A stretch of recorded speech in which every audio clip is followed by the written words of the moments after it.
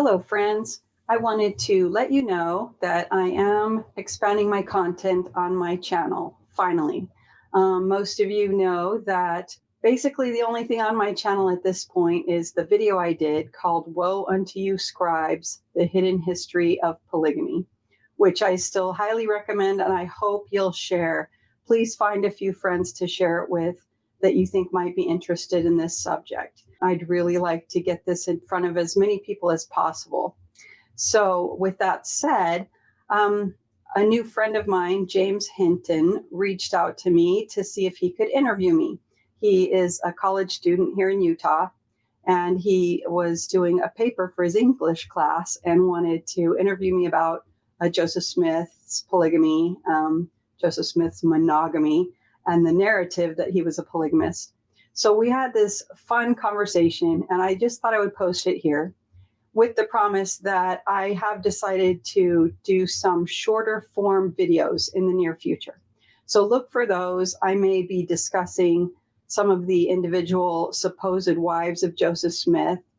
Some of those issues need to be addressed in a shorter form so that they're shareable and that you can share these things with people without having to share the whole long documentary, if you prefer. So look for those. And meanwhile, I hope you enjoy this interview with James Hinton. So I think if I remember correctly, you are the editor or like the person that does like the video editing for like 132 Problems. Correct. Yeah, most of it. The shorts are somebody else. And the website is maintained by somebody else, but I jumped in around episode 81 or something like that.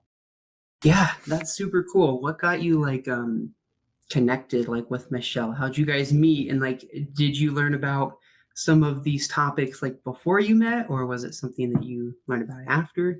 Yeah, it was before. So my story is 3 or 4 years ago on my YouTube feed here popped up a video called Who Was the First LDS Polygamist, Brigham Young or Joseph or something like that, right? By Rob Fotheringham. Yeah. I had never considered the question. I didn't know there was a question. So I watched the video. It was awesome. I couldn't believe it could be true. So I had to go and look up the sources that I could find that he had cited. And they were legit. They were totally on the Joseph Smith papers and other legitimate sources. So he was correct. I couldn't believe Joseph had said all these things that I had never heard. Couldn't believe that Brigham had said these things that I had never heard. And so in a couple of hours, I was done. My paradigm had totally changed, made so much more sense. So that's that. And so after that, lots more things popped up in my feed and I would watch other videos and stuff. It was terrific. So at some point, something of Michelle's popped up. We watched one of her videos or part of it. And Rob Fotheringham's style, that kind of engineer style was more my speed. Just kind of all the receipts quickly. Here they are. We're done, And Michelle's was these long form videos and talking about all sorts of stuff and kind of walking people through and sort of, I would say, holding their hands, walking them through the information. So that wasn't my cup of tea, but we appreciated her work. So we would watch her once in a while. Long story short, I saw that she was having some problems uploading her video one day. So we contacted her to find out what was going on and try to help her. So we ended up getting that, helping her because her son who was doing it for her was out of town and having trouble with his computer. So at some point I just reached out and said, hey, do you need help with this? Like I have editing, I know how to edit. Do you want me to help you? And she was like, yeah. So we gradually kind of moved it over to me doing it. I'll tell you the first time I met her was before that, because we had watched one of her episodes that her son wasn't able to upload the regular one. So she instead just recorded on her phone, which is all she knew how to do. She didn't know how to edit anything or clip anything, but she could record on her phone and upload it. So it was in 3 pieces. I believe it was episode 59. And so it came in at ABC because her phone would run out of time after like 20 minutes. So she kept having to restart it. But in it, she described how people were writing to her leaders with telling them that she's leading people out of the church, telling them that she had said things that she hadn't said. And her local leaders were, at least one, was believing those people without having looked at her stuff himself. And that's what really got me. So I tracked her down online, went to her house the next day and knocked on the door and said, I just want to give you a hug because I just appreciate everything you're doing, because she had been in tears the night before, you know. So that's how we first met in person. So anyway, not long after that, I was helping her. That is so cool. And like, there are things like I like that were so insightful in like what you were talking about. And one of the things that I just thought was super interesting, because like I had heard this a little bit, like when you guys had, like all four of you, I think, including like Jeremy Hoop, Whitney Horning, all you guys like got on at some point. Gwendolyn. And I remember you saying something to the effect of when you watched Rob Fotheringham, you were looking at the little sources at the bottom and like trying to like look them up, and it was like really difficult. And like it's just so interesting to see how much, I don't say like grassroots, but like it just like the beginnings is just so interesting to me. And then how like Michelle is like recording on her phone because there's no other way. And like I'm watching them here thinking this is like so professionally deep, and that there's just so much information. It's like, holy cow, like how is she doing all of this? And to hear that it like started on a little phone is just like, I don't know, interesting. It's amazing. Yeah. God provides. She had no tech skills for this, so her son did, and other people helped her with the equipment. And so when she got started, it's a cool story of how she got started. Just things fell into place. She just felt really inspired, and as God always does, He provided for her everybody that she needed to be there at the right time. And so I was happy to be able to jump in when I did, but she was already well established, doing a great job. And so it is amazing. That is so cool. Like some of these questions aren't like scripted. I obviously have like more like maybe not so much the research, but like I'm super interested in like the culture surrounding the research, how it's going and different things. But I have been super curious how it's going to look going forward. Like I know that there's been a lot with Michelle's YouTube channel recently, and I know that a lot of it has been from the promptings of the Holy Ghost, right? Oh, wow. Sorry, should have had that at the beginning. I'm not that great at certain things either. I can edit, but these Zoom and StreamYard calls stymie me. Okay, sorry. Yeah, no, it's fine. Go ahead. But it works though that we're like. Isn't that funny? It's right there. Right there it is in a nutshell. Right here, I'm like having us tiny on the screen. All of a sudden, I was like, why? I know there's a choice here. So we're just doing our best. And, a lot of times people, on the other side are like, well, you're not credentialed. And I'm like, exactly. That's kind of my point, is that we're not credentialed, and yet we can read, right? We can get on the Joseph Smith papers and read the documents just as well as a historian who has a certificate hanging on his wall. You do not have to be credentialed to read the documents and come to your own conclusions. You don't have to be credentialed to study. I did a video called Woe Unto You, Scribes, The Hidden History of Polygamy. And it's a jab at scribes past and present, how they have recorded things and told us things that aren't accurate.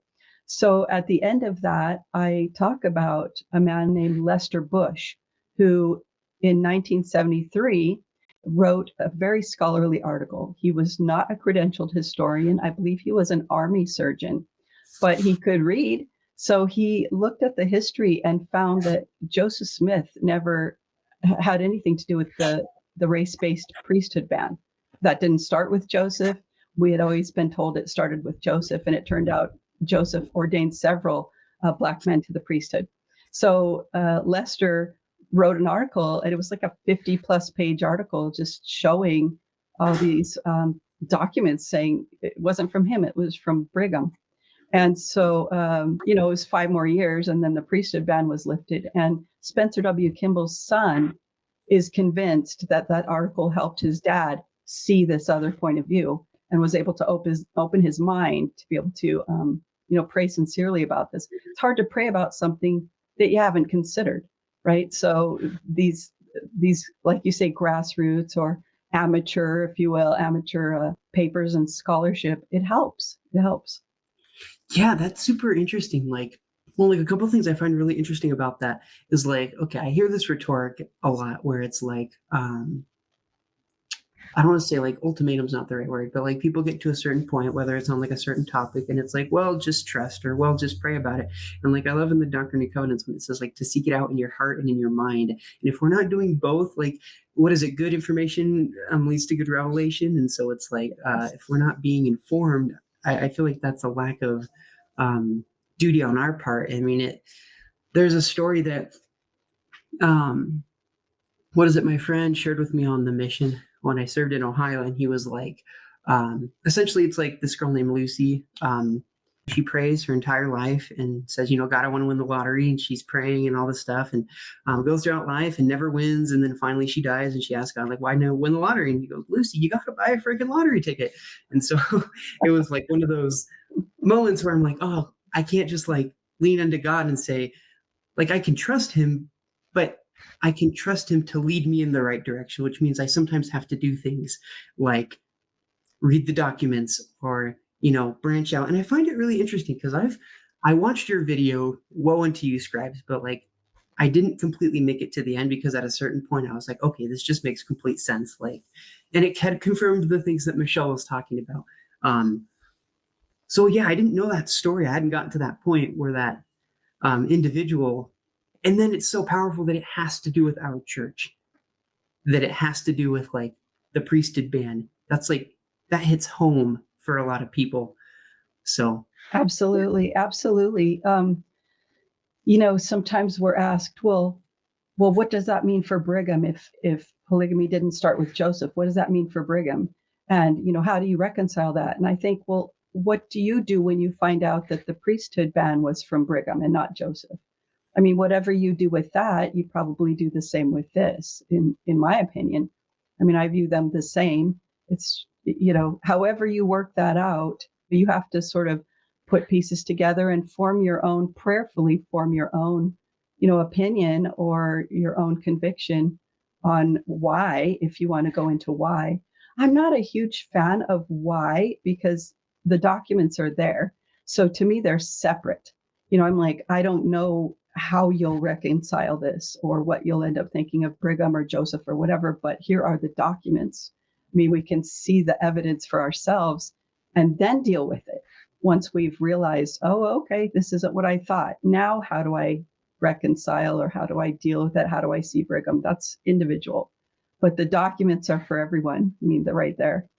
Yeah, I love that. And it's like, it reminds me of the phrase, what are we afraid of? Right? Because I think a lot of people, it's this thing where it's just easier for me to put it on the shelf and to just trust what the church says. And so I'm sure more of it from my experience has been like that kind of fear. I know that when I had first, my mom's the first person that introduced me to some of this because on my mission, I had all these questions because it was not going to settle with me that Joseph Smith was this character, that he did these things. And I was going into the Joseph Smith papers and reading things like the Happiness Letter and these different things. And then that he tried people for teaching and preaching polygamy unless, tried them in church courts and excommunicated them for that. Mm-hmm. Yeah. And then I was able to read that, which I later found was edited, the parts about unless the Lord says. Command. Right. Yeah. Yeah. His October 5th, 1843 journal entry says, no man shall have but one wife. It is very clear. And then all this stuff was added, like you're saying, unless the Lord directs otherwise, for there is only one who holds the keys to this. And all that was added after his death, years after his death, by Utah scribes. And the thing is, that's not disputed. The historians do not dispute that. They're aware of that. Of course, they have the documents too, and you can see the changes that were made to his journal, and they're okay with it. And they say things like, well, these later scribes were just fixing his journal to match what we know he thought. I'm like, well, we do history differently. I mean, that's to me, that's just preposterous to say that. That's not okay. You can't start with the end in mind. You can only get there. That only makes sense to you if you've started with the end in mind If you've decided already that he is a polygamist, then you have to go back and say things like that. If you start with a blank slate, you read, no man shall have but one wife, and you're kind of done with Joseph's opinion. You're like, I think his opinion on polygamy is clear. Well, and then part of it is trusting, I feel like, trusting Joseph to put it down a certain way. So like, again, like, what are we afraid of? So like, if I had a friend, and let's say he was a polygamist and he wrote down, no man should have one wife, I could lie and like change everything that he wrote to say, well, this is what he meant to say. Or let's say he was lying in his journal. Okay. I can say that I can make that claim without going in and editing everything that he's done. It just seems like the worst way possible to reconcile two things is to go and say, this is what he meant. No, that's a great point. If their point was, well, this isn't what he meant in his journal, then they should have said that instead of changing the journal.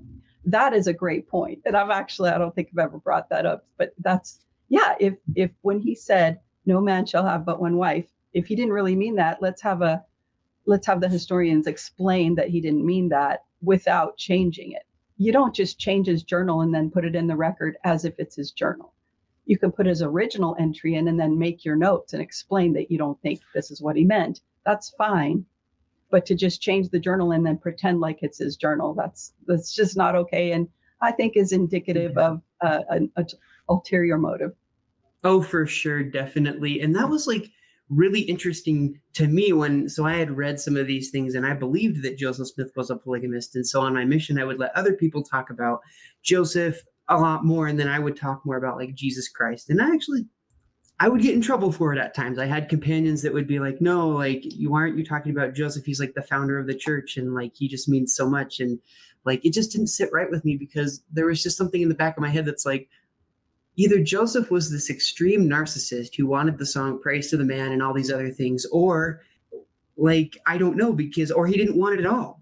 And so I just like wasn't satisfied with that. And I just kept digging. And then so I brought this to my mom and then she was like, holy crap, like there's a lot here and I don't know how to sort all this. And so then she started looking, found Rob Fotheringham, found Michelle Stone. And when she first told me, I didn't believe her, mainly because I thought, because she started with the denials and my whole thing was, of course he would lie. Like if he was secretly practicing it, why would he be super honest about it in front of a ton of people? He would do shady business. But then as I went along, these denials seemed a lot less carefully worded. They seemed a lot less ambiguous it didn't seem like, like if I were to lie about it, I wouldn't be so straightforward. I wouldn't be so blatantly obvious and like detail, like I have not done this and I have been, rattled chains before in a dungeon and I've been accused of having 7 wives and I can only find but one. I would have like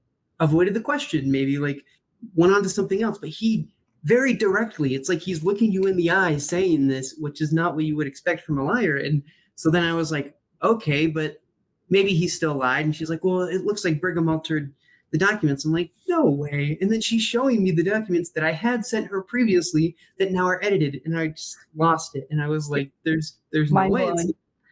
Yeah, it was crazy. That's funny because when you say the speech where he says, what a thing it is to be accused of having 7 wives when I can only find one. So there's at least one historian who has posited that perhaps the other wives weren't in the audience right then. So he could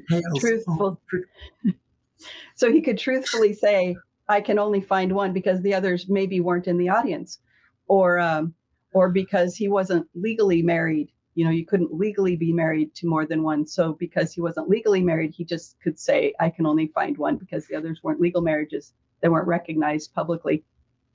So these are the kind of pretzels that you twist yourself into to maintain this narrative. And it's, a good rule of thumb is to go with the simplest explanation.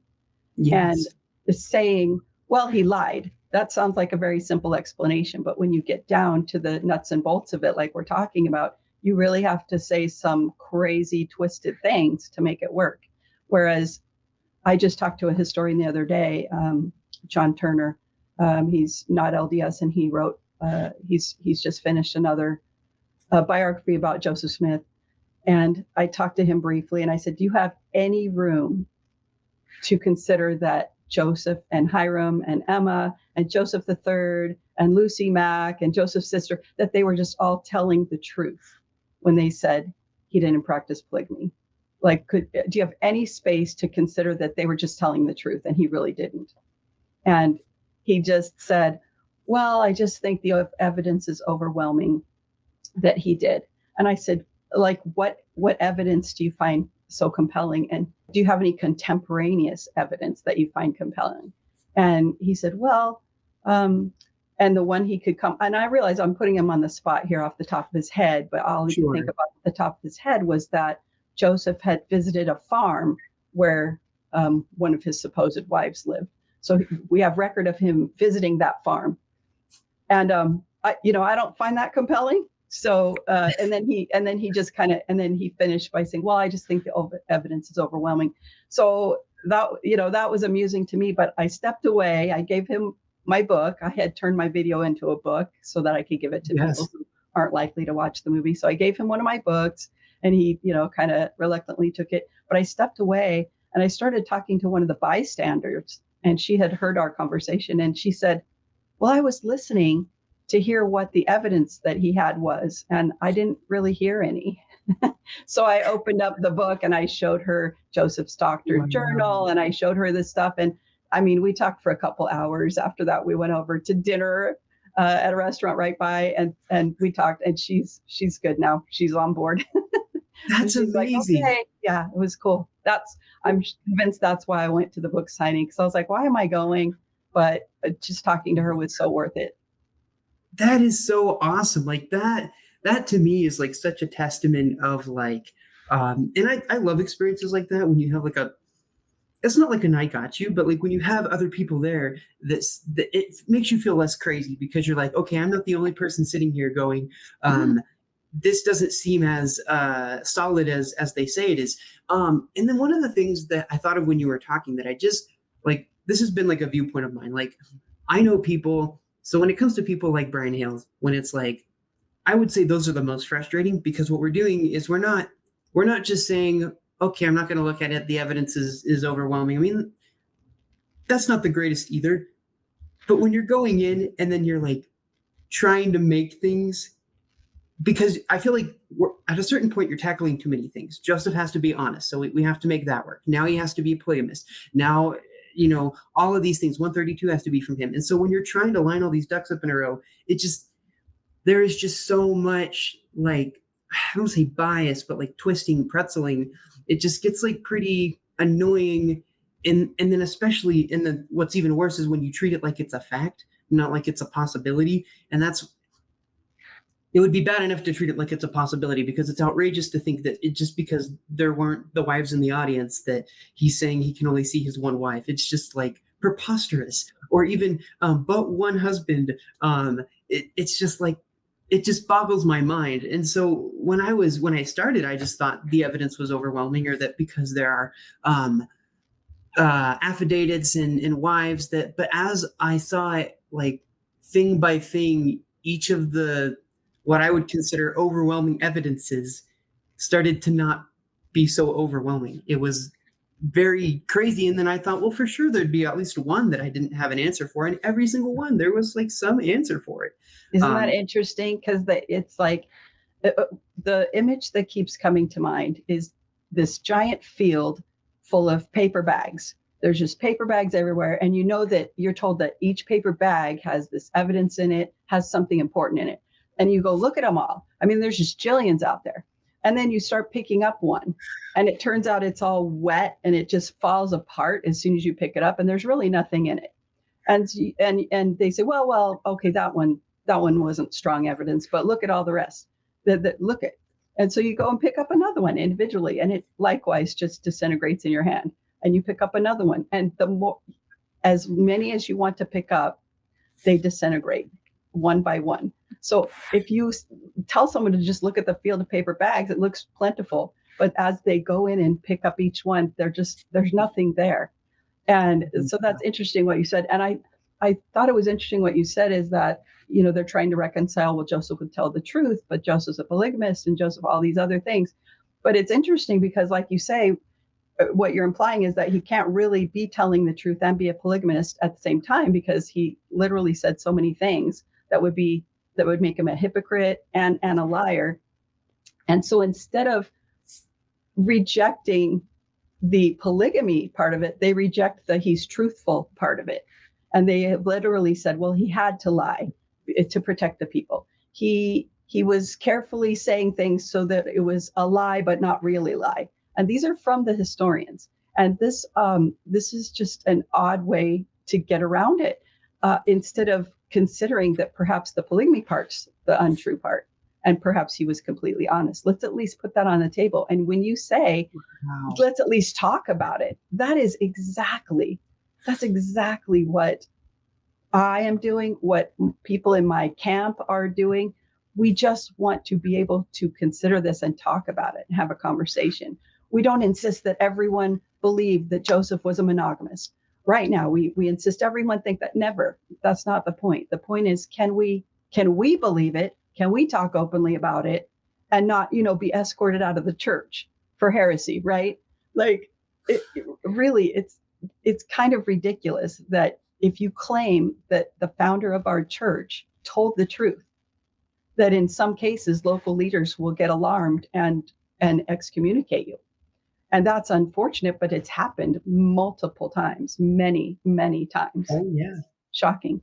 Yeah, it is shocking. And I've heard many people like that I've interacted with that are in this group or this field, not people that are doing research like you and Michelle, but like people that are watching that have been concerned. Maybe I will get excommunicated, maybe I won't. And then I know that a lot of people on the opposite end, they like to say, well, it's not the statements about, Joseph Smith, it's everything that comes with it, and I'll be anti that. And that's just unfortunate to me that we have to label people, or even for any opinion. Like, why are opinions in general things that would get us out? I agree, if I was in a ward and someone was getting up and saying the most foul things over the pulpit, yeah, the boundary for me would be, maybe we don't give talks on Sunday. I'm really sorry. But like, opinions shared on YouTube, shared anywhere in your home with your friends, out in the park, I don't care. Like, be a person, live life. I'm curious, like, how, from most people that you've talked, I'm curious how historians commonly react, and then how people commonly react when you share with them, or they read your stories or your book, Woe Unto You, Scribes. How do they react? I think that's funny that you divided them into historians and people, but I know what you're saying. Right. Regular old people who aren't, but that was kind of funny. But, right. So I've talked to both. I met with a couple of historians recently, and one of them particularly expressed dismay that people are not allowed to hold these views without risk of church discipline. Like, he thinks that's outrageous. And I hope he will come to a point where he will say that out loud to his peers and to church leaders, that that's outrageous, and just kind of give his opinion there, because it is. That's crazy to be like, you're not allowed to say Joseph told the truth, because, and of course, no one's saying we're escorting you out because you said Joseph told the truth. The point is that Joseph said things, and Brigham and others said things that are the opposite. So church members usually don't know that they're choosing Brigham over Joseph right now, because they haven't looked into the documents. They don't know the history. They're ignorant of the history. And so as they look in, then they find that Joseph and Brigham have said opposite things. And the historians are saying it's Joseph that was telling the lies. So if you believe that Joseph was the one telling the truth, then by default, Brigham was telling lies. So that's not my fault, right? I believe Joseph, and I'm sorry that Brigham said things that were opposite, but so it is. So I should be allowed to believe Joseph over Brigham if I want, and not have to believe Brigham over Joseph. So I've talked to historians, and yes, in fact, there was two in particular recently that were really dismayed, expressed their dismay that people are being disciplined for that. They said, that's outrageous. You should be able to look at history and form your own opinions, of course. And Joseph Smith said that a lot. He said, I don't want to be forced to think a certain way. But a couple other historians, well, one in particular, was very adamant that this is not okay. That you can only think this quietly in your own family, and you can't say it publicly, which to me is funny because I always think of Jesus saying, "Be ye doers of the word and not hearers only." And like, if you want me to just be a hearer of things that I believe are true, that goes against Christ's teaching. So I can't get on board with that. For regular people, of course, open-mindedness on the part of the people you're talking to plays a big part, but a lot of it is how people are approached. If people are approached, guess what? Did you know that Brigham did this, that, and the other? Did you know that they changed Joseph Journal? And your voice is low and it's very conspiratorial and you're telling them this, people will recoil because this does not sound like anything godly.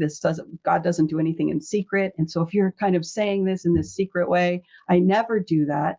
I think it's joyful news. To me, it is joyful news. All of us, most of us, and I would say, boy, the vast majority of women in particular in the church just have always had this polygamy issue in the back of our minds. For most of us, it doesn't come to the front very often. We just have it back there. Maybe this is a real thing. Maybe I'll have to live this someday. Would I really have to share my husband? That sounds outrageous. It sounds ungodly. I can't even wrap my head around how that would work. It seems horrible. But here it is in our scriptures. Here it is in Doctrine and Covenants 132. What am I going to do? It's in the scriptures. So it just sort of sits back there. And you just trust, the faithful trust that it will be made known to them someday, that they'll understand it someday. And we all have just trusted that God will help us understand that. And now he has, by the way. And it's funny because there's people that aren't thinking deeply about it. And they're just skimming. And so, like, I had a friend that she said, well, I have a shotgun, so we're not doing polygamy in our house, which is pretty funny, right? And that's fine. That's a fine way to deal with it. So she's not bothered by it, but she's also not thinking deeply about it or considering that it could actually be doctrine. And the people that really want to know, is this really from God? Is this something that came from God? And they are interested in knowing what's from him and what's not. That's the ones that it troubles, and they have to push it back and say, I just guess I'll understand someday. Well, we can understand now, because now is the time to prepare to meet God. As Gwendolyn Wine pointed out, it's not like, oh, we'll understand later. He's like, no, understand me now. And he has put so much out there now. This is just such a wonderful awakening. There's so much information. So my point is that to me, it's joyful. That little nagging thing in the back of your head can go away. It's no longer a burden in any way, shape, or form. It's not a thing. It never was, and it never will be.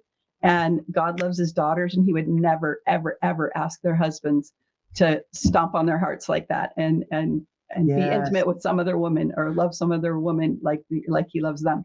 So when I talk to people, that is how I present it. I say, do you know what the Joseph Smith papers are? No. Well, they've scanned all these original documents, and you can see them for yourselves now. And guess what? It turns out Joseph Smith, every time he talked about polygamy, was to condemn it. Every single time. And they go, wait, what? And they're intrigued. And they're a little bit, obviously, they're usually skeptical, naturally. And one of my friends said, yeah, but you can go to the Church History Museum and see all the pictures of his wives. And I said, yeah, you would think, right? And here's the deal. None of those women said anything while he was alive. They didn't say anything until 25 years after he died. That was the first we heard about it. And she's like, really? So then they're interested. And so I'll just give them the link to my movie, or I'll just give them a book if they'd rather have that, or I'll invite them to my house to watch it with us. And that's just been fun. So yeah, we've talked to tons of people, and just overwhelmingly good response. Overwhelmingly, I would say 95%. Well, that is amazing. And I'm sensing like, well, I mean, they say, or at least my family talks about like type A and type B people.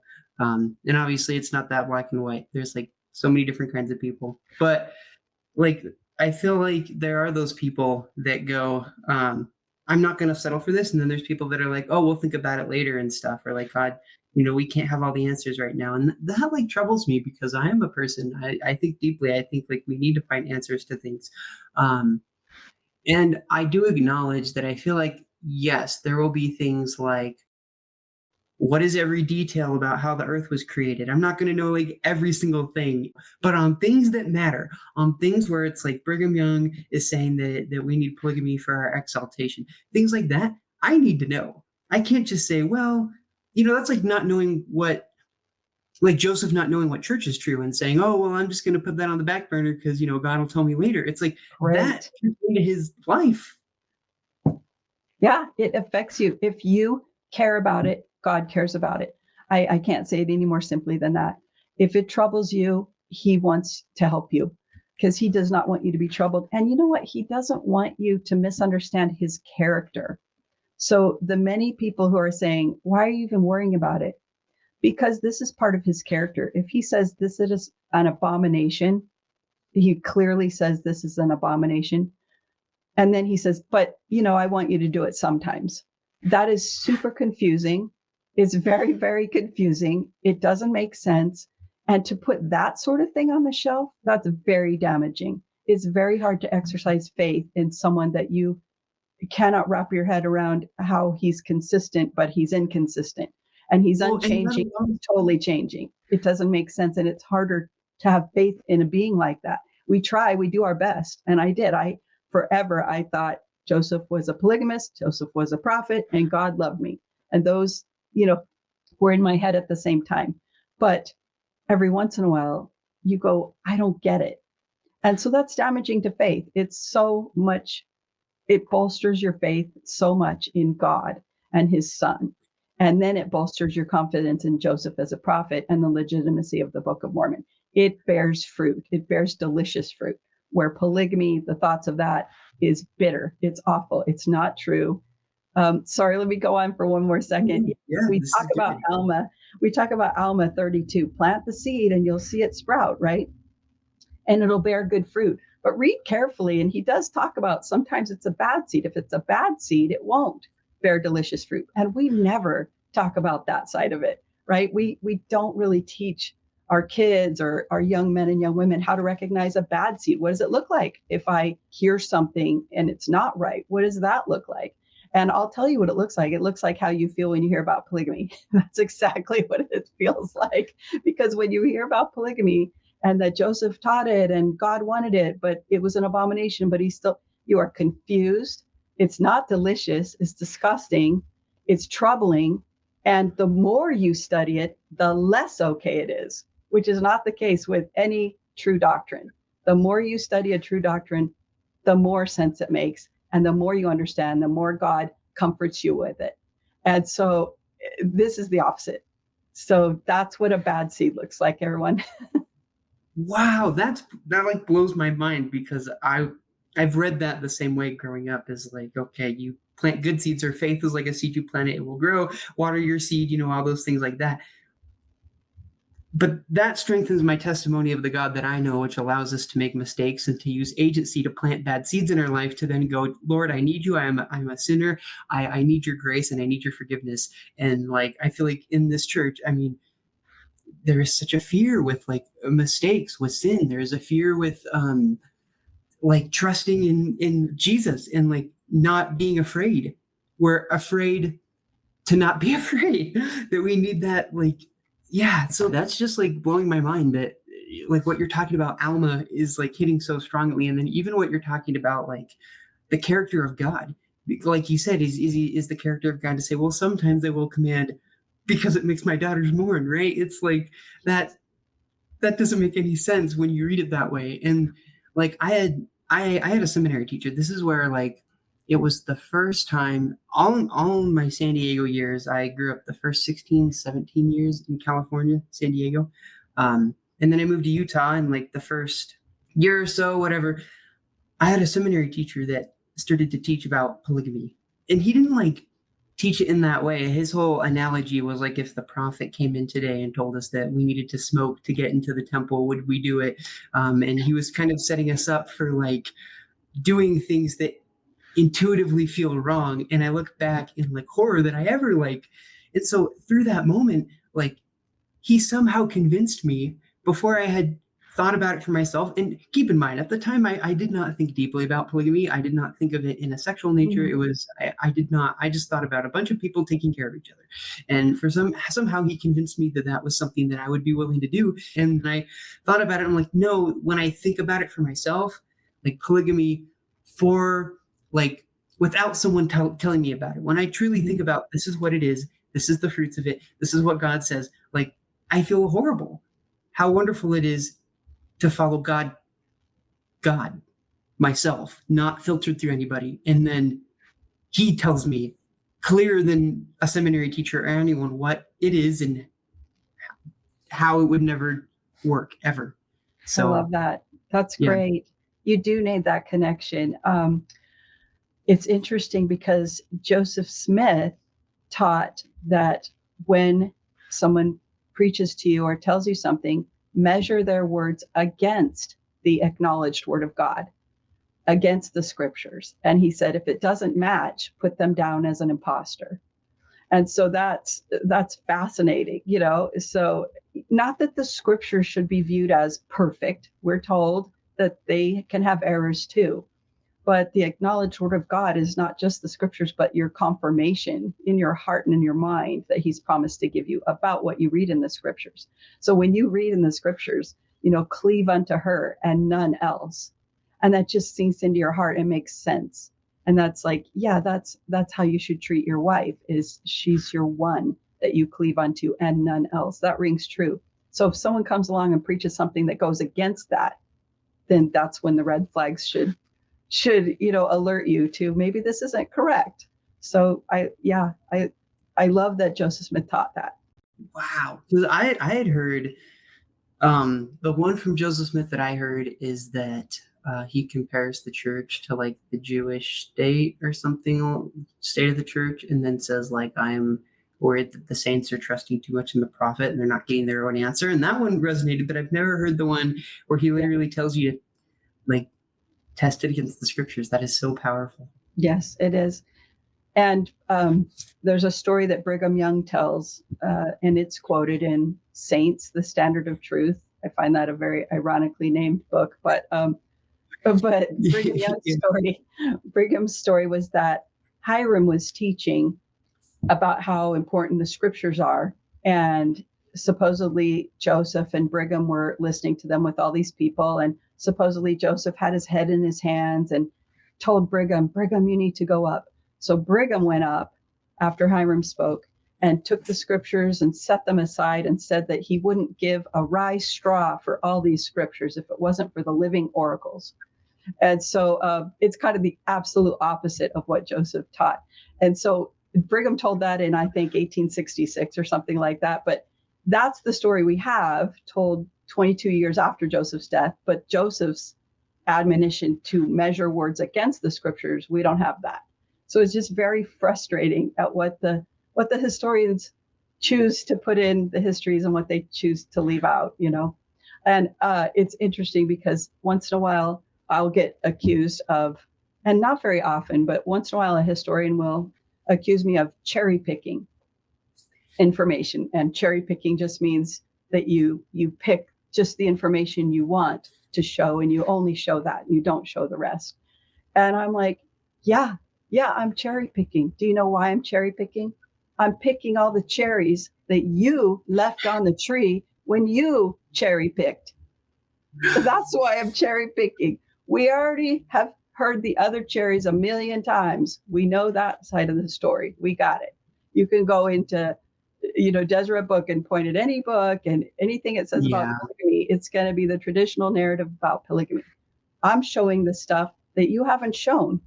So that's exactly my goal, is to show the other side that you guys left out, because it's really important. It's important to know that our original Doctrine and Covenants said one man and one wife.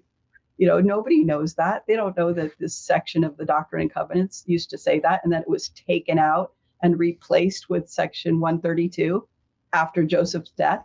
That's kind of important, I feel like. So yes, I'm going to pick that cherry and show that one along with 100 others that you guys left out. Oh, I love that, because like in an ideal situation, if people had the best attention span and all the time in the world, Yeah. there would be a book that would have every like All the monogamy cherries. affirming, right? All the cherries, right?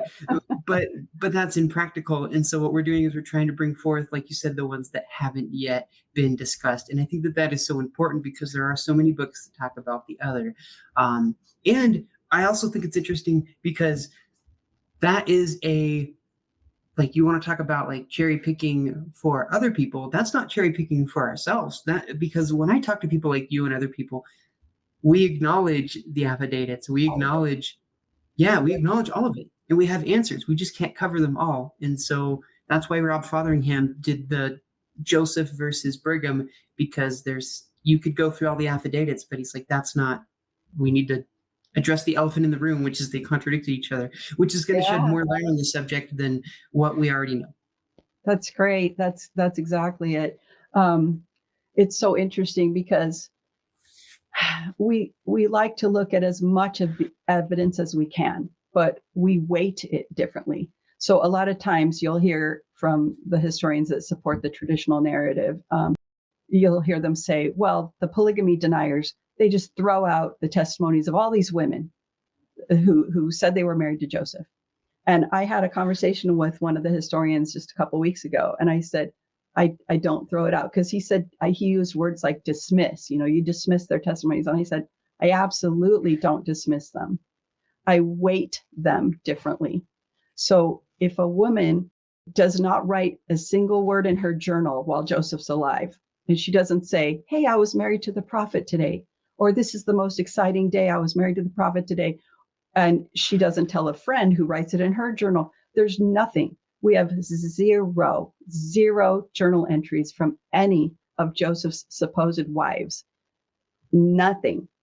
They'll say we have journal entries. They're not journal entries. They're reminiscences, supposedly. And they don't show up for 25 years.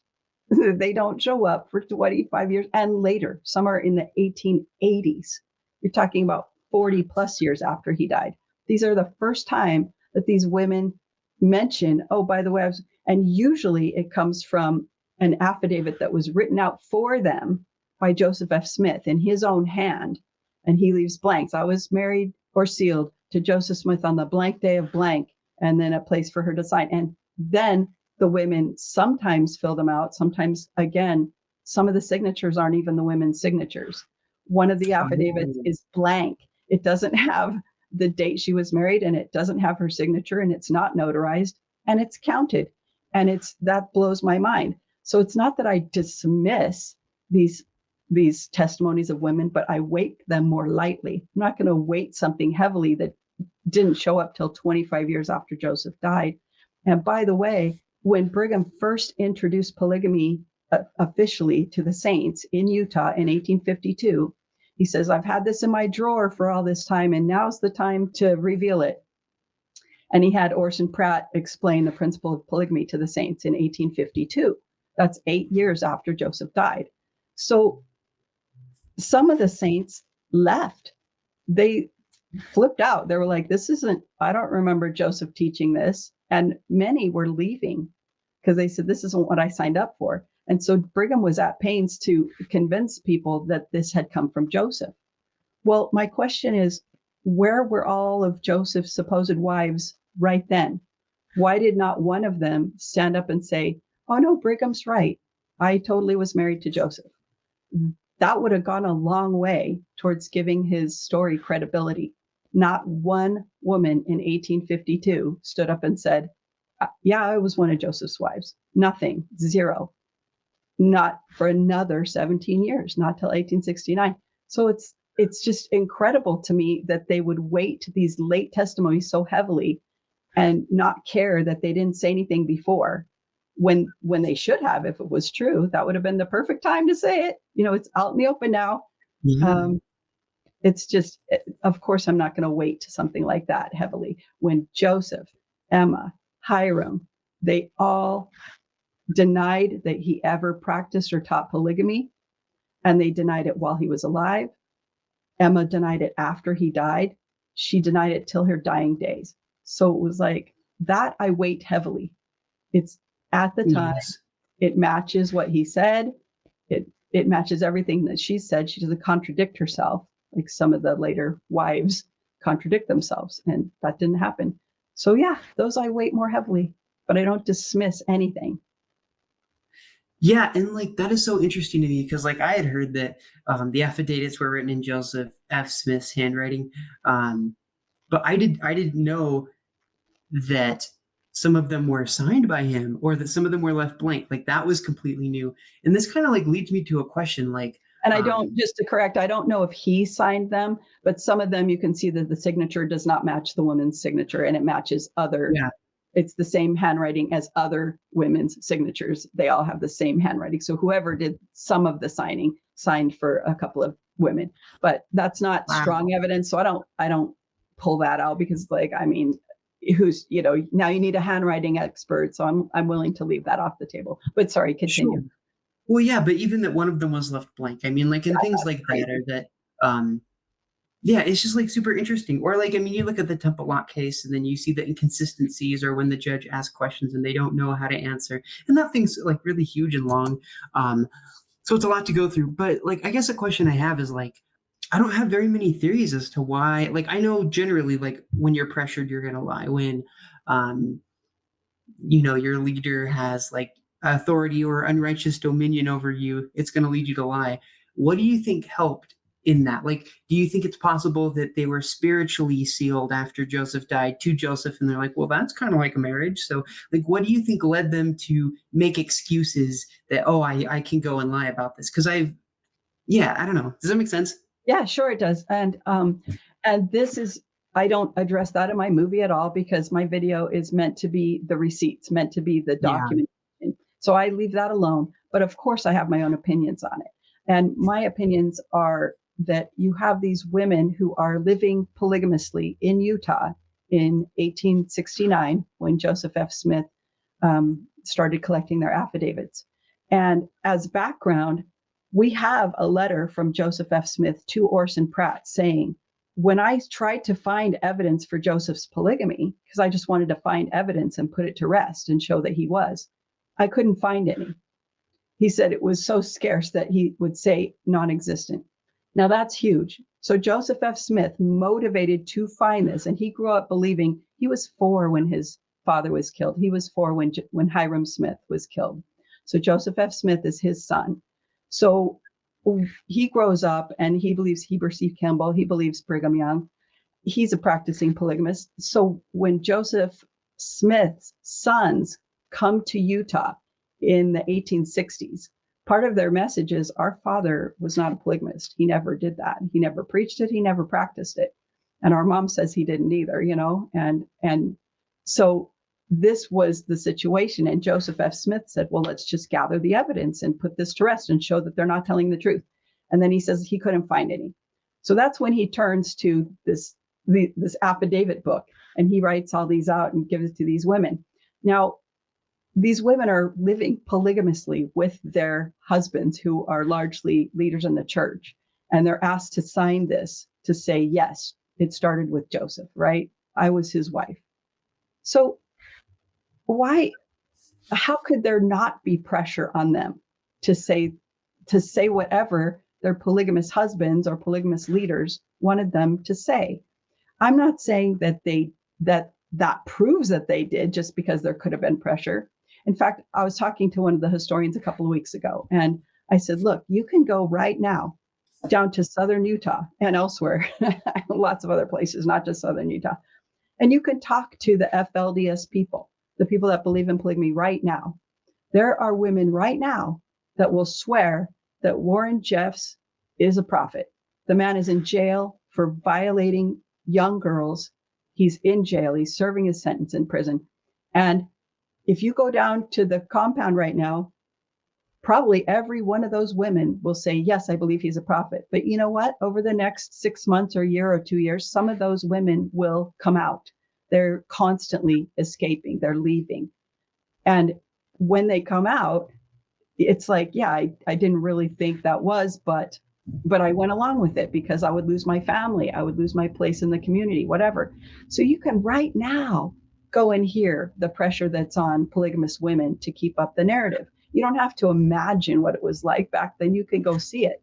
And so, yeah, there was pressure on them.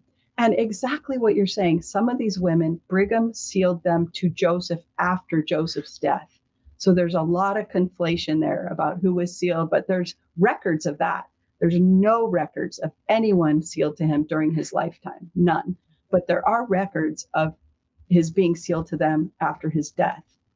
And before they left Nauvoo, by the way, this whole like, we had to keep it on the DL. That's why there's no records. Well, there's records from Nauvoo. It's just after Joseph's death, but before they left Nauvoo. So yeah, they did keep records of, sealings to the deceased prophet. So if a woman thinks she's sealed to him for eternity, right? Because Brigham did this, and then later is asked to say she was married or sealed, and those are how they're worded. I blank was married or sealed to Joseph Smith. So that's a small leap to, I'll go ahead and sign that. To me, that's my opinion, and I think that would be a hard lie to tell if I was one of those polygamous women, and especially if I had been taught that my salvation my exaltation depends on my polygamy. I mean, Brigham taught that it was essential to be a polygamist. So this is part of their eternal well-being to believe in this. So yeah, tons of pressure. Well, and like you said, like there was this, what was it? Michelle Stone and Cheryl Bruno writing like in the Journal of Mormon Polygamy, I think about William Clayton. They go over how it's very clear that a lot of this evidence was compiled with the agenda of finding evidence because there wasn't yet a lot of evidence for polygamy. And I think when you're talking about that motive, it makes it very clear that people like, maybe not Brigham Young directly, but his associates, it was this pressure to kind of prove something. How else are you going to do it? You have to have evidence. Yeah. It's so interesting because I meant to ask this to historians that I've talked to. So I'll try in the future to remember to ask them this, because this is my question for them. One of my questions for them is, if the church's narrative was that Joseph was not a polygamist for whatever reason, I mean, would you take the word of some woman in 1869 over his? Like if the church's narrative was that Joseph was a monogamist, he only was married to Emma, and some say anti-Mormon person came up with, yes, but look at this. This woman in 1869 signed this document that's not in her own hand, but she signed her name to it. So that you can see that proves that Joseph was actually a polygamist. Like, there's no way that they would be like, oh my gosh, you're right. I'm going to throw out everything Joseph said and go with this lady in 1869, because there's like 18 of them that did this. So I'm going with those 18 women over Joseph, Hiram, and Emma and their story. You're right. We're totally wrong. You know what I'm saying? If the narrative was the opposite, they would never, if I came along and said, look at these 1869 affidavits, they would never be like, you're right. Good point. They'd be like, that's ridiculous. Those hold no weight compared to our founding prophet's own words. Like it would be solidly, obviously, the most ridiculous attempt to undermine our prophet's own words. But that's not our narrative. So we're at pains to try to weight these things more heavily against him. And it's just mind-boggling. If the table was turned, you would never accept the happiness letter. Really, you would never be like, that proves that he was actually a polygamist. We have to change our minds. It's just, I don't get it. I don't understand. So I do not understand what is the big deal. I don't understand why we're not all doing cartwheels. Like, look at what's come out. It turns out he was totally telling the truth, and polygamy's not a thing. And guess what, guys? DNC 132 was written 8 years after, or not written, but introduced 8 years after he died. Isn't this great? We can get rid of that, put DNC 101 back in, the original one man, one wife, and fix the scriptures and do this ongoing restoration and restore that. And wouldn't it be awesome? Anyway, I don't understand why we're not just all doing cartwheels together and celebrating. Well, that's interesting you bring that up. I actually did that for, was it Mother's Day or my mom's birthday? When I was on the mission, I used a printer and printed out section 101 and like ripped out 132 and like taped it in, and like It was kind of good. What And a then good gift. What a good gift. Love yeah, it. but I had like a bunch of copies of like section 101 left over that I had mocked up in the same like so it actually looked like the same format Yeah. as the So one we have smart. today. Oh, it was so fun. And then I remember I was on a training visit and my zone leader's in the bathroom and he's like, "What is this?" And he picks up like some paper that I accidentally had in the trash and he's like reading it and he's like, "I don't like this. It says that polygamy is not okay. Where'd you get this?" And so then I had to explain to him like the whole thing. And yeah, What did he think? What did he think? You have to tell. What did he think of that when you explained it? well, Was all he I like, heard is through the bathroom door, he says, "Elder, I'm flushing this." He just couldn't sort it at the time. I mean, like, okay, it was just like the cognitive distortion. I'm sure if he looked at all the other evidence, he would be like, okay, yeah, I'm on board. But like at the time when it was just that one piece, and then right, how I told him, like the way that he sorted it, he's like, I just feel like 132 might have been a later revelation, or maybe, there was some way that they coexisted. And I was going to get into it, but I didn't want to, like, you right. know, get in big trouble and, whatever. Well, not only that, but you just don't want to push people if they're uncomfortable. Like if Yeah. I'm always bringing this up, and if I sense that someone is uncomfortable or it's bothering them, then I crank it back because I'm like I said, I went for decades thinking that Joseph was a prophet, that he was a polygamist, that God loved me. It's okay. Like I survived quite a while and was very faithful and loved the scriptures. I love God. I want to do what he wants me to do. I was fine for a long time. It's not essential that people know this today. So I can be very patient and just let them. So we've brought it up to a lot of people and then kind of just cranked it back. And people have actually come up to me later and said, I took a look at what you were saying and I couldn't believe what I found. It's like, okay. So it's very cool. And the spirit it does his job very well. He enlightens minds, he comforts, he does all these things for people. So when they hear something, he'll work on them. It's okay. It's not all up to you to explain everything right then, and make sure they come away understanding completely that Joseph was a monogamous. It's not, it doesn't work that way. They can be on the long plan. It's fine. Yeah, I know. Like you said, like the spirit works on people like it did for me when I first didn't want. I mean, part of it was like seeing the evidence or the very things that I was using as evidence that then were like crossed out and rewritten was a whole huge thing. So it does take time. I mean, I've gone. I don't know if you know. Do you know? Jacob Isbell. Uh-huh. Yeah, so I've been camping. I went camping with Jacob Isbell this last summer. And then I've talked with Michelle Stone, or at least we've texted, and then even Justin Griffith, and then the guy that does Still Mormon. Jeremy Hoop. Jeremy Hoop, yeah. All amazing people. So it leads me to a question. Why do you think it's taking so long for historians to consider this viewpoint? I know why, like non-church historians, because it's not their topic. They're looking at other things. But like as far as like LDS historians, and like I find Cheryl Bruno very interesting because it seems like she's in this like middle path, which is actually awesome. I mean, I don't have any gripes with that. Is that what most historians are doing? Why isn't there this big jump? Or do you know a lot of historians that are just not coming out because they don't want to be excommunicated? Like, I don't know. So what I found is that they largely trust that their colleagues who have written before them have been diligent. So it's largely a matter of trust. So lots of historians, like one of them that I talked to recently, he's a professor of ancient scripture. So he's not an expert in Nauvoo polygamy. So he has trusted that the people that are experts on Nauvoo polygamy have been thorough and are telling the correct story.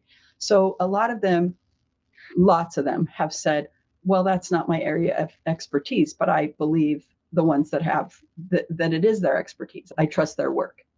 And so it's this sort of, it's gotten passed down. That's why it's so interesting to me when Jesus said, woe unto you scribes, he was always saying, woe unto you scribes and you hypocrites. And he's just coming down on them like, what is the big deal? And it turns out, if you write something down and it goes out that way, it can be that way for generations. wrong. Wow. So it's really important to get it right. And I don't even know for sure I don't know what is meant by scribe, when he talks to the scribes in the Bible. Right, I mean, I right. have my idea of what a scribe was, but people differ on what they define a biblical scribe as. But that was a takeaway for me, is that you need to record correctly, because this is going to go out to millions of people ultimately.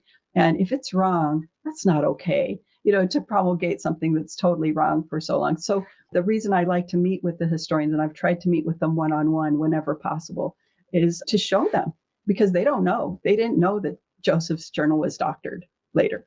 They don't know things that you and I would consider fundamental information Yeah. about this. They're unaware. And so it does Wow. surprise them. It does surprise them.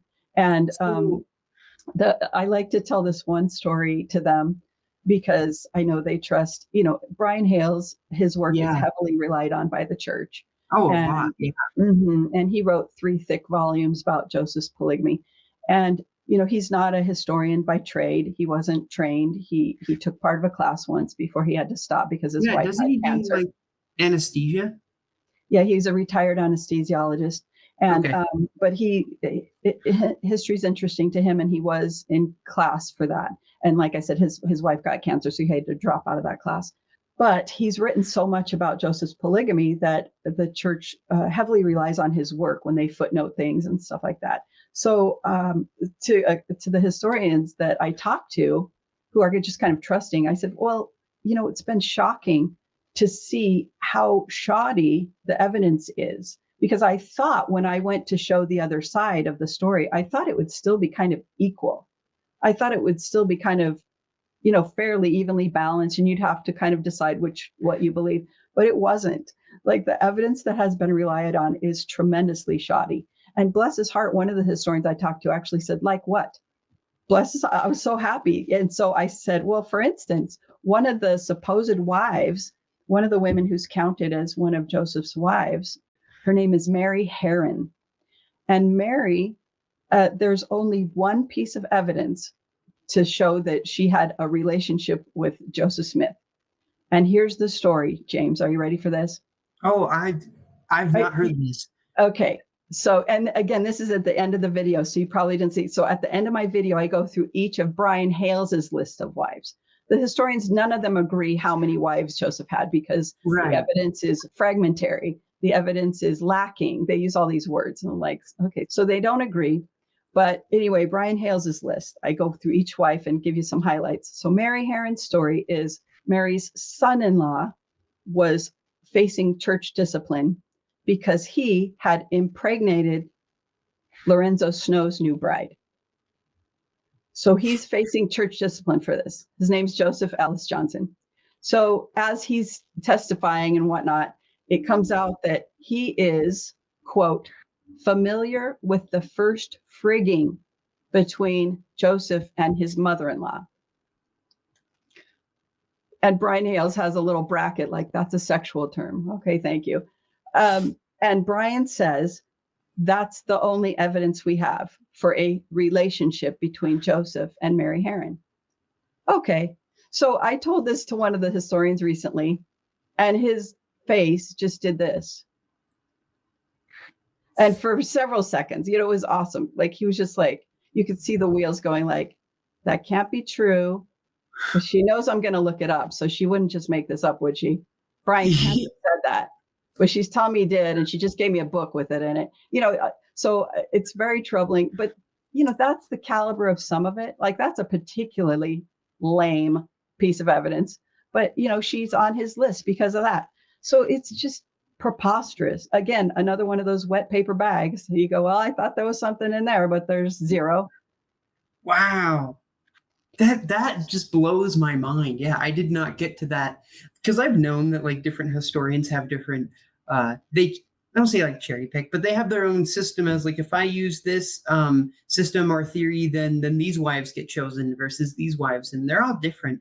It's so interesting to see I hate to use the word exmo, but I don't know any other word. People that have left the church and that believe Joseph Smith was a polygamist, they'll take any wife. It doesn't matter Oh, how okay. much evidence, not so much the historians, but I think more so like the people that have left that are just like, we got dirt on Joseph. I'm sure it happened because I already think he's a bad person. And then you have people on the church side, which then we're not going to accept every single one, but we're going to accept only the ones that don't leave the door open for polyandry, right? I Right. think that's kind of Brian Hales' thing. And I don't know how he twists that to make that work and why that framework isn't done for every wife. And Right. then now we And have, just to be clear, like I haven't stepped away from the church. Like I'm happy to keep going as long as they let me, yes, because yeah, it's my community. So I don't see like the stuff that the historians say is true, and the saints book I take with a grain of salt. I'll look into stuff. So that doesn't define my church membership. So yes, I'm happy to stay because I love the people in my ward. We come to worship together, and I have tons of friends who are there to worship Christ, right? They're not there to like just go along with whatever. It's like they're thoughtful about it. And I love them so much. And I've had excellent leaders. And so I'm totally happy to stay as long as they'll let me stay. And frankly, I would stay longer than they'd let me, because if they kicked me out tomorrow, I would still go, because I, wow, I go because I like to be there. So it's just everybody does their own thing, and sorry, I derailed you here, but no, I love this. it's funny because we've often been told that the gospel of Jesus Christ is not a smorgasbord. You can't pick and choose the parts that you like, right? And James, I agree with that. I agree 100% with that. The gospel of Jesus Christ is not a smorgasbord. You have to take it all. But church teachings, or that saints book, or stuff you hear of the pulpit at Yeah, church, or stuff you hear in Sunday school, right. there's no better word than smorgasbord, because you're going to hear it all, and you have to be discerning and say, well, that contradicted scripture, so I'm not going to go with that. But Yes, this one rings true. I love that, or that was inspiring.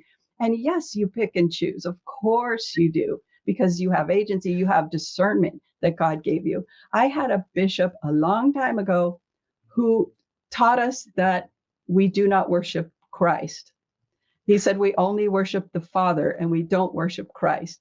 And he got it from a Bruce McConkie talk. We looked at it later. That's a whole nother thing. Anybody listening to this can go have a fun time listening to that.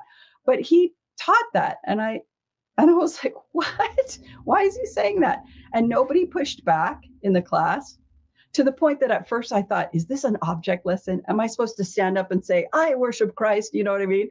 But it wasn't. He was serious. So it was crazy. So I spent the next week just looking in the scriptures and getting all the scriptures that talk about worshiping Christ. And it just was so beautiful and so lovely. So it was a good experience. But you bet I left that on the smorgasbord table. That was a Twinkie and I did not want it. So yeah, a spiritual Twinkie. Yeah, my spiritual goodness. Twinkie. Yeah. But yeah, Oh, there's such a variety in the church of different personalities and teaching styles and beliefs even. And so, of yeah. course, you have to pick and choose and use the Spirit as your guide. Yeah. Oh, 100%. Like on the mission, I had like someone that believed that Black people had the curse of Cain, and I was like, I like that is totally Bruce R. McConkie, and like that was wild. And then I had another companion that was very interested in whether we could progress through the kingdoms, and people that said you could or couldn't. I had a companion that after we knocked on a guy's door and we told him about the gospel, like the very shortened version that we could give at that doorstep, then was like, hey, I don't believe in that book. I believe in the Bible. We walked away. And my companion said, it's better that we had not taught him because now he has rejected our message. And I didn't believe, I'm like, no, it's better that we taught him because each little seed, like in the spirit world, he can reflect on that and remember that. But it's just so bad to think that way. Yeah. Then we shouldn't be missionaries because half the people we talk to don't accept the message. There's Yeah. just so They'll much. be in bigger trouble. So we shouldn't say anything. Yeah, that's wild. That's wild. But There you was a can see lot. someone saying that. So it's like, okay, there's just such a variety. Yeah. And I guess I would say one of the most defining experiences on my mission, I had been digging into like all the sources on this. I had already made through the spirit and through the evidence that Joseph Smith was a monogamist at this point. But I remember I'm serving in Ohio, and I remember we had bought the Kirtland Temple, right? At this point, the church had. And so they were like, we're all going to, if you want to, you can be a part of the choir. We're going to sing at the Kirtland Temple. So I joined the choir and we were going to sing Praise to the Man. And I was like, not my favorite song, but I want to participate. So I did. And so I remember we had this big thing where we went through the Neil K. Whitney store. We went through the Joseph Smith and Emma home. We went through like everything in that area. And then we ended in the Kirtland Temple for this big testimony meeting. And I got up to sing Praise to the Man in the harmonies that we had all practiced that whole time. And I remember singing it. And like the part when it says like earth must atone for the blood of that man, like I'm sitting there like not able to sing the words because I just didn't believe it. And I just didn't know. I'm like, how does the earth atone for something? What is everyone like responsible for like the death of Joseph? Is everyone in like this huge sin state now because of whatever? And like the words that came into my mind along with like the whole song, and it just like I just felt it so strong, and it was like, it is finished. And I just remember hearing that and being like, no, it is finished. Who has to atone? The atonement was done by Jesus. The earth doesn't have to atone. Jesus did that. And I just like, in that moment, I was like, holy cow, like through my fingertips, just feeling like the warmth of like, I am sitting here in a group of people singing about Joseph Smith and communing with the Father. That's the more important person here. And it just blew my mind. And ever since then, I look at that song differently, thinking about Christ's atonement, not the earth's atonement, because there is none. Wow. I love that story. That right there in the moment, that had to be a few seconds that you had that epiphany. That's so cool to be just taught right there, because that's what you were thinking about. And you wanted to understand it better. And you're like, it doesn't seem right. And what's the real thing? And he just blesses you with understanding and enlightenment. And it's delicious to you, obviously, like what you're describing. That, and it's interesting because you had that joy of understanding, even though it meant that the words to the hymn weren't quite right, as far as you're understanding them, right? Right. It's like, so something doesn't have to make you feel warm and fuzzy about everything in order to be true and delicious and joyful. Isn't that crazy?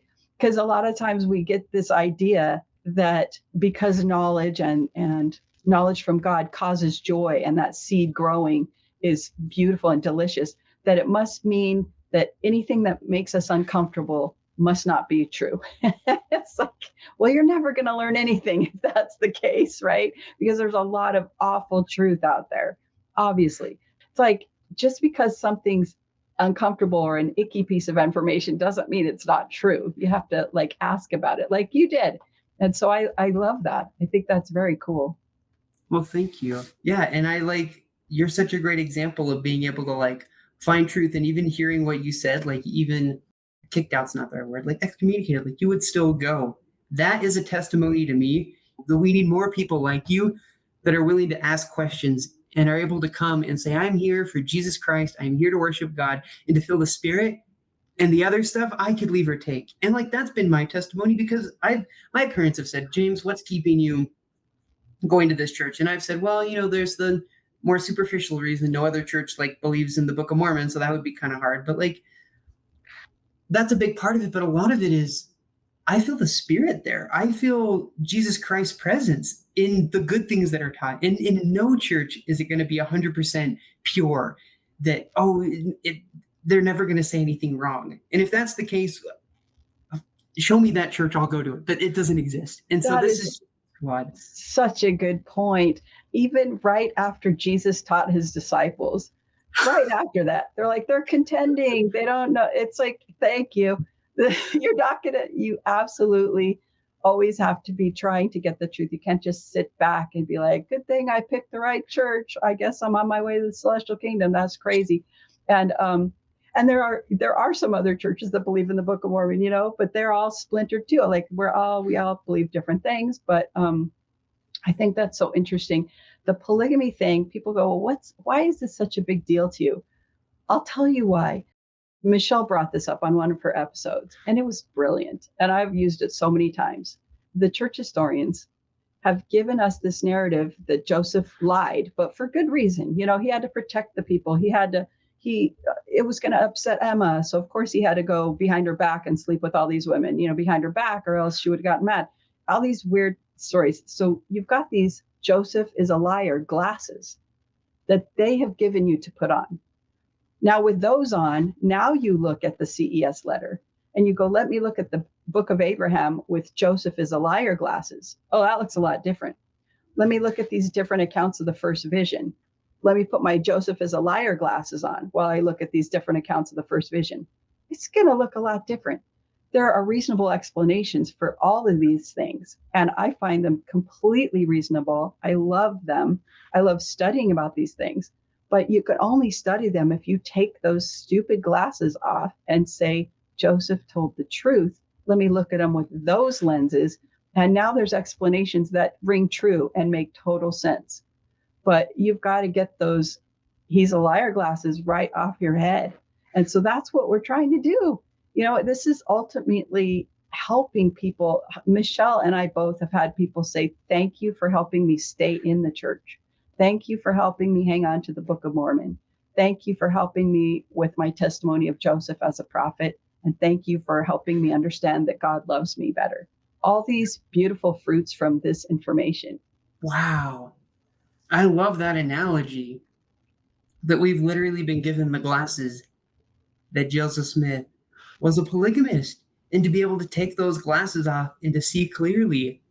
Yeah. He didn't lie, so you don't need to put that on everything else he said and think, oh, maybe he was lying about this too. The man was beaten, jailed, and ultimately killed for holding to the truth. He didn't lie. Is ridiculous, and it doesn't match his character, and it doesn't match the record. So it's awesome news. It's awesome news. That's yeah, and that's the first thing my dad said when my mom and me kind of brought, like, there's the possibility he was a monogamist. He was like, wow, that just matches his character so much more, that he saw God the Father and Jesus Christ and stood by it and didn't like hide and go, I can't tell people that. He told them knowing the consequences. And so if he was a polygamist, he would have told people knowing the consequences if God told him to. So clearly he didn't, because he defended everything. Amazing. What amazing parents you have. Just reasonable and open-minded and faithful. What a lucky guy you are. That's terrific. Yeah, I love them that, like, they allow me to be in this church, like, in some of the unconventional ways that you and me are that way. And it's so sad to see people like you and me and others that get kicked out. I think we should let people worship how, where, or what they may, and bring everybody to this wonderful church. I appreciate you taking the time to talk with me and interview with me. It's been really cool to get to know you, and the people that are making these YouTube videos is so cool. You're terrific, James. You're a good interviewer. You're a good listener. And I went on way too long for many, many times, but you're very patient. And I thought that was super fun. I really appreciate the opportunity. Yeah. Thank you. I hope you have a great day. You're inspired. You too. All right. Oh, We'll see you later. God bless you. You Bye. too. Bye.